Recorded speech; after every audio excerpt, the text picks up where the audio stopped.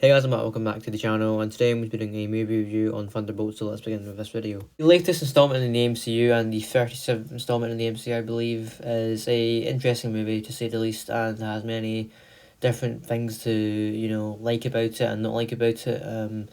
It's definitely a refreshing change, and a movie that ends Phase 5, well, I would say, compared to some other things we've gone throughout the phase, so when you compare this to things like the Marvels, Ant-Man and the Wasp: Quantumania, this movie ain't that bad honestly, but there is some things that I didn't quite like about this film, as always with an MCU movie, and there's things that I actually quite like, so let's get into the positives. Okay, so the positives of Thunderbolts. So the cast is actually really nice, with Florence Pugh, of course, as Yelena Belova, who I actually didn't know is now the new Black Widow. I am actually so brain dead.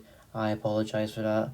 David Harbour, of course, as Alexei, or Red Guardian, who returns after, I think Black Widow was the last time we saw him.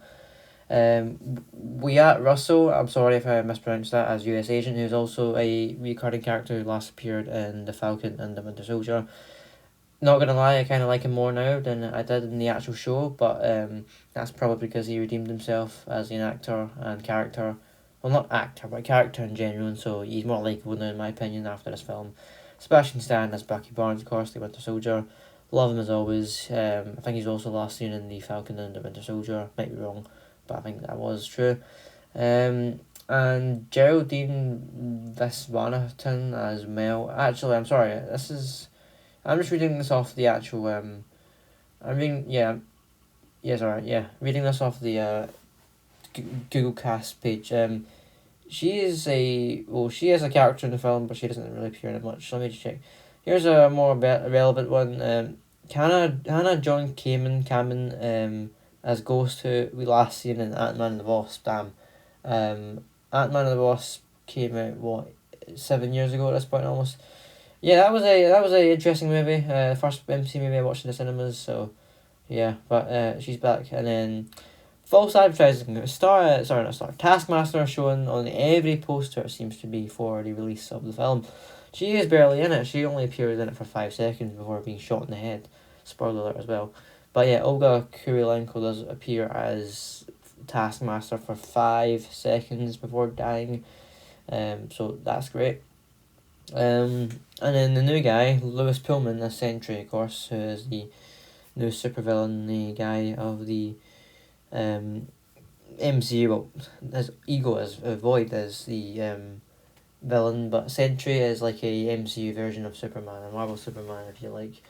Yeah, he is pretty OP. People are kind of glazing him, or not glazing him. I suppose they are, but in my opinion, he is already getting a lot of things saying he could beat the entire Avengers team and he could take on everyone in the MCU. Whilst I think he is powerful, don't get me wrong, he is not the most powerful being out there, in my opinion. There is people stronger. But yeah, he's fine, don't get me wrong, and I think he's okay. I also appreciated the visuals of the film, the tone as well, with a more serious setting.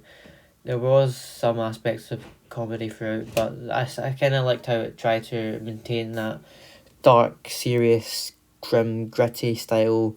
This is a more serious film. This isn't kidding around anymore. And yeah, there's also it's more down to earth. It's actually centered around like a basic back to back action with like guns and no fancy. Well, I mean, Sentry's in it, but I mean no fancy stuff of like a guy trying to collect all the Infinity Stones and wipe half the universe from existence. It's a more simple film. It could actually almost be seen. Can't speak. This film could almost be seen as like an action thriller because of how simple or more basic it is compared to other MCU movies. Like, I actually quite like that. This could work as an action thriller. And the acting as well was fine. Wasn't the best personally. I've seen better, but there is some good action in this film. I do appreciate the choreography. Can't speak to and the actual visuals as well. As I said, the cinematography as well was pretty good. Some big respect to whoever directed this film. Whoever, let me just check. This guy that Jake Schreier. He went for a good approach to this film, which I do like, and I also quite like how there was the film opened up with like a stunt at the start, which is Florence Pugh jumping off the second tallest building in the world, if I'm correct, the skyscraper in Malaysia. which is pretty sure called Merdeka. Yeah, Merdeka. So it's let me just look up. It's Merdeka 118 or 118. That's the second tallest building in the world, just behind the Burj Khalifa. Yeah, it's in Malaysia, in the capital, Kuala Lumpur. And that's pretty cool. It's pretty cool actually. And that was the cool thing about that actually is, she actually jumped off the building for real. I'm pretty sure I did watch a video before the movie came out. Things like that. Anyone who does their own stunts is just a really, really cool person in my opinion, like Tom Cruise and Jackie Chan. Big main ones there, but yeah, Florence Pugh, big respect to her for actually doing that instead of using a green screen, which I'm sure most actors do nowadays. So yeah, that's pretty cool. I also really enjoyed, as always, David Harbour's Red Guardian character. Really enjoyed him in Black Widow, and it's good to see him in a main feature-length film in the MCU once again as the same character he portrayed before. He's always as funny as ever, he's really, really good. I really like him, and I can't wait to see him again in whatever project he may come back in again, which maybe, I'm guessing, is Avengers Doomsday.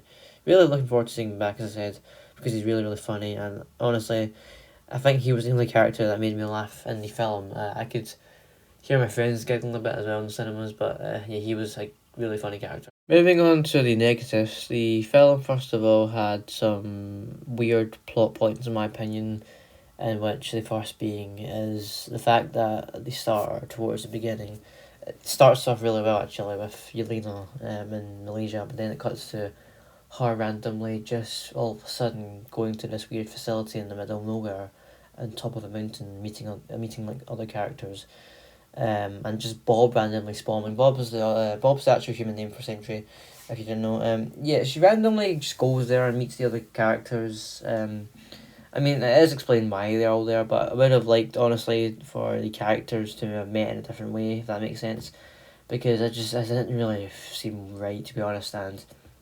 Taskmaster just appearing in it for 5 seconds and getting killed off. What the hell? She is literally advertised in all the posters. I actually did think she was going to be part of the team.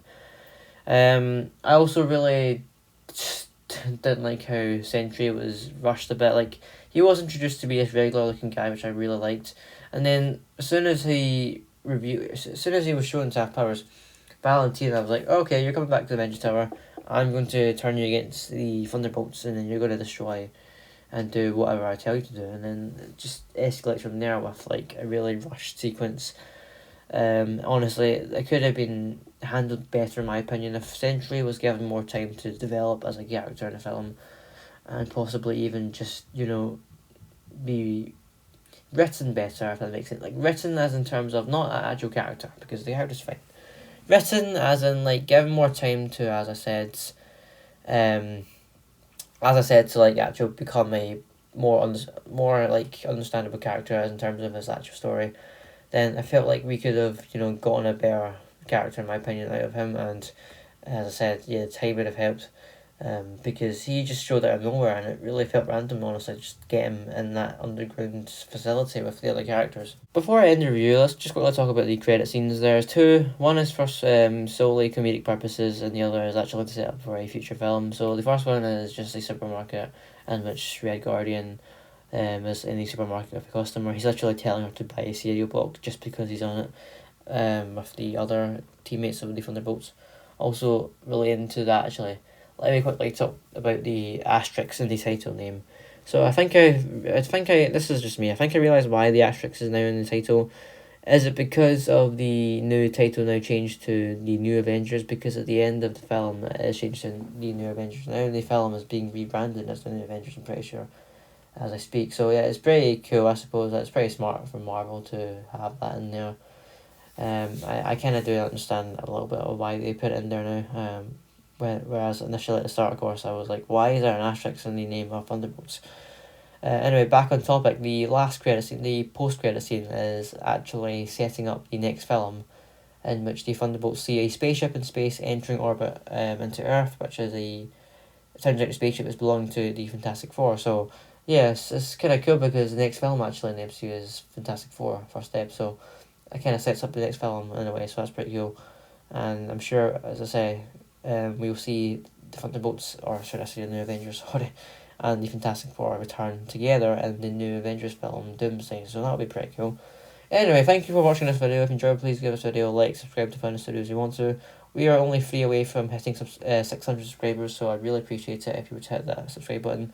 It really does mean the world to me, so yeah. Comment down below what you think of this film, if you've seen it or not yet. And until the next video, bye bye.